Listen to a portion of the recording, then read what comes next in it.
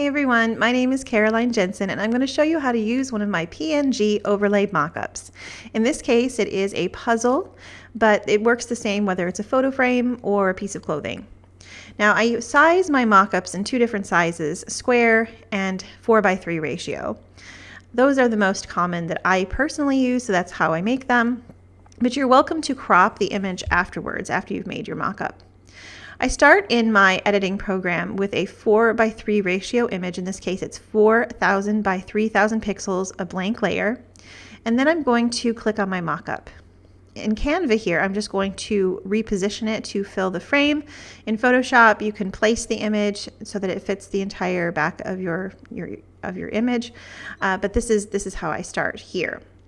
Now, when you zoom in, it looks just like a puzzle because it is. I photographed a blank puzzle and then I removed everything but the shadows. And in this view, it looks completely like a photograph, but you'll see in a second that it's actually clear where the puzzle pieces are.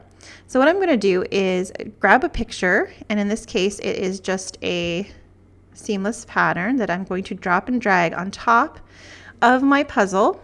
And then in Canva here, I'm going to send it to the back. Now in Photoshop, you could just rearrange the layers. Same thing with Photo P.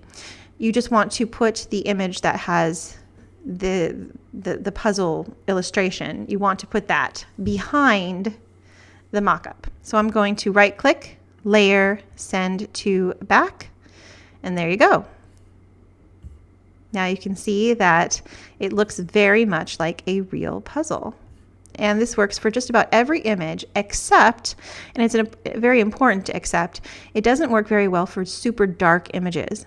If your image has pure black in it, it's going to cancel out the shadows that we have here with the puzzle pieces. So in that case, this is not the best option for super dark images. If they're darker, light to medium, it works fine. But if you start to get into true black, it's going to not show. It's just going to make it disappear. So we want to keep that in mind, and that's how you do it. And you can also do it in Photoshop. So here we have our mockup, and I'm going to close this right here, and then I'm going to just drag an image in. Just another seamless pattern here. I'm going to drag it to fit over the top of my puzzle. Now, if you're using a print-on-demand company to make a puzzle, you'll want to use their template so that it fits the puzzle perfectly. And you want to compare your mock-up to the mock-up that's produced by your POD company so that they look very similar.